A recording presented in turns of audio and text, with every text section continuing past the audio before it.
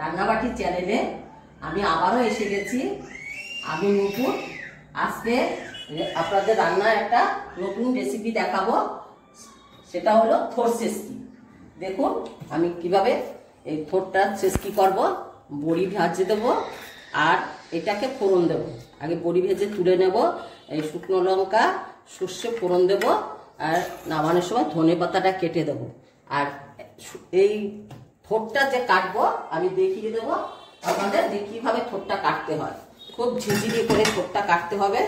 থোড়টা কেটে জলে ফেলতে হবে, তাহলে থোড় কালো হয়ে যাবে। এবার আপনাদের দেখিয়ে দিচ্ছি থোড়টা কীরকম কাটতে হয়।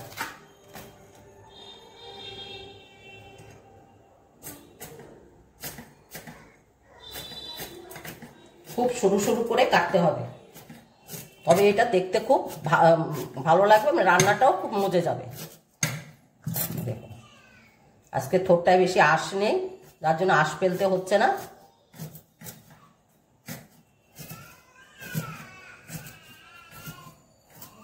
এই দেখুন, এই যে জলে দিলে দেখা যায় থোড়টা কিরম সরু করে কাটতে হয়।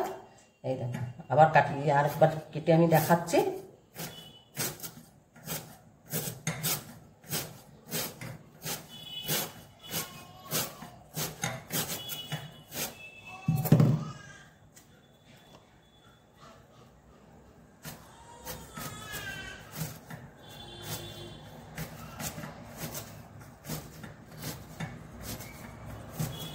এবার দেখুন কীরকম সরু করে কেটে নিয়েছি।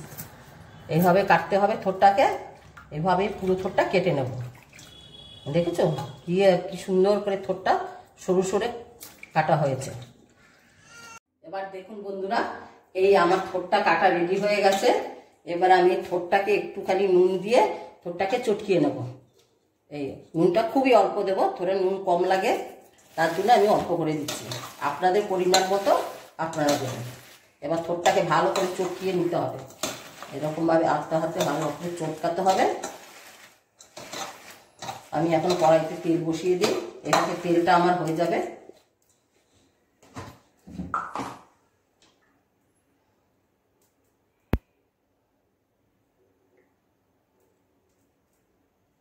তেলটা গরম হতে হতে আমার চটকানো হয়ে যাবে।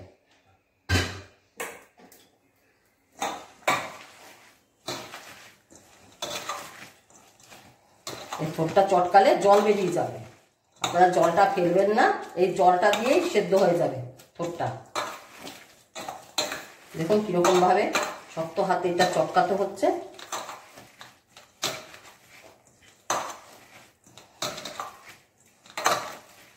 এরকম চটকালে জলটা বেরিয়ে যাবে, এই থোড়ের জল দিয়ে থোড় সেদ্ধ হয়ে যাবে। থোড় তো খুব ভালো জিনিস, খুব উপকারী জিনিস থোড়। এখন তো অনেকেই কাটতে পারে না, বাজার থেকে কেটে নিয়ে আসে।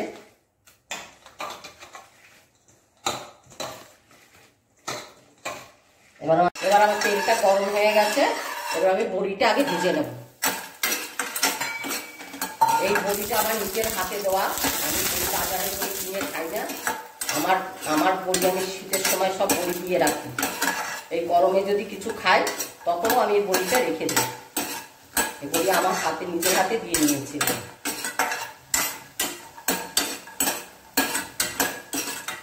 এখন বড়িটা ভাজা হয়ে গেছে, এবার আমরা তুলে নেব। এবার বড়িটাকে তুলে নেব।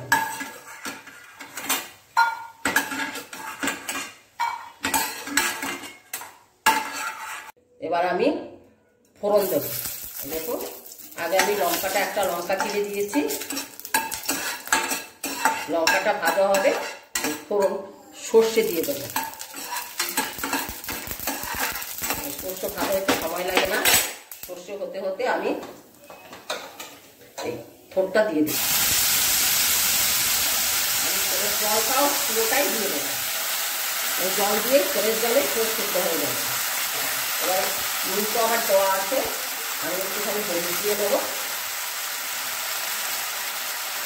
একটু হলুদ দিয়ে দেবো আর একটু কাঁচা লঙ্কা ছাড়া দিয়ে দেবো। এবার এটাকে আমি নেড়ে চেড়ে ঢাকা দিয়ে দেবো। এটা একটু সেদ্ধ হবে।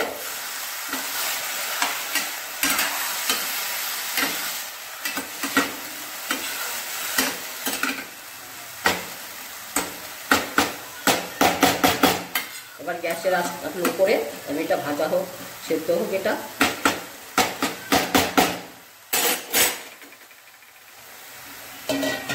এবার আমরা ঢাকনাটা খুলে দেখি এটা কতটা হয়েছে। হ্যাঁ, জল শুকিয়ে গেছে, তার মানে এটা সেদ্ধ হয়ে গেছে। এবার আমরা এটাতে মিষ্টি দেবো, চিনি দেবো একটু, কারণ এসব শেষটি একটুখানি মিষ্টি মিষ্টি হয়। এবার যে যেরকম খান সেরকম দেবেন।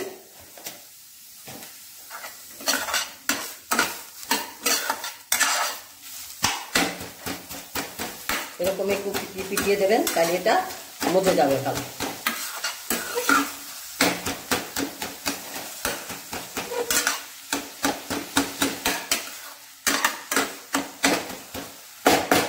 এবার আমি বড়িটাকে ভেঙে দেবো।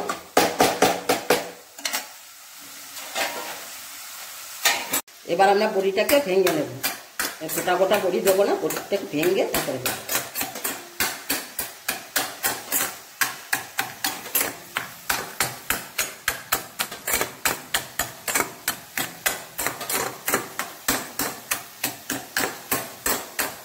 দেখুন এইভাবে বড়িটা ভেঙে দিয়েছি। এবার বড়িটা আমরা দিয়ে দেবো।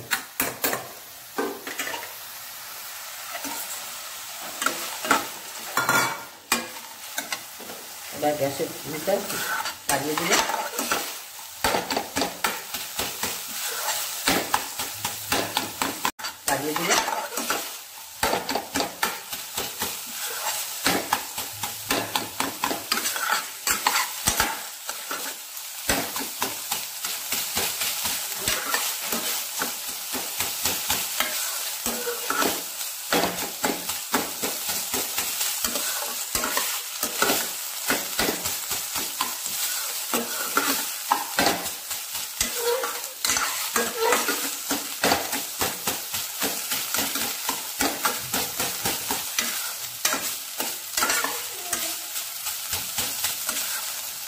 এবার দেখুন আমার রান্না একদম রেডি। এবার এটা সেদ্ধ হয়েছে কিনা সেটা কিভাবে বুঝতে পারবেন বলেন? এই দেখুন, এটা দিয়ে যখন চিপ দেবো এটা দিয়ে জল বেরোবে। এবার দেখবো আমি জল বেরোচ্ছি কিনা। যদি জল না বেরোয় তাহলে আর থোড়ের ভিতরে জল থাকে না, আর থোড়ের ভিতরে জল থাকলে খেতে ভালো লাগে না। এবার আমি ধনে পাতা দেবো, কেমন ধনে পাতা দেবো, ধনে পাতা দিয়ে নামিয়ে দেবো। ধনে পাতা দিয়ে একটু নেড়ে নিয়ে নামিয়ে,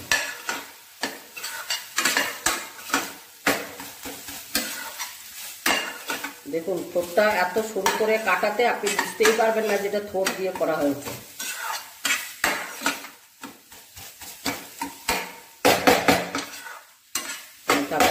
হয়ে গেছে, আমি এখন তুলে নেব।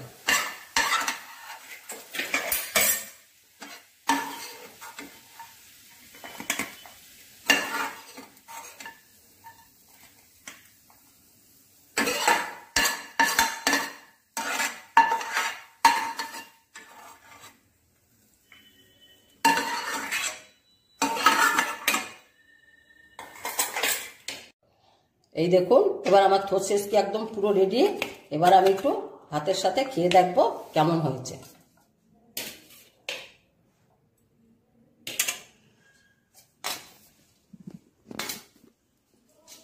বন্ধুরা, আমার ভিডিওটা যদি ভালো লাগে লাইক শেয়ার কমেন্ট করে জানাবেন। সব ঠিক হয়েছে।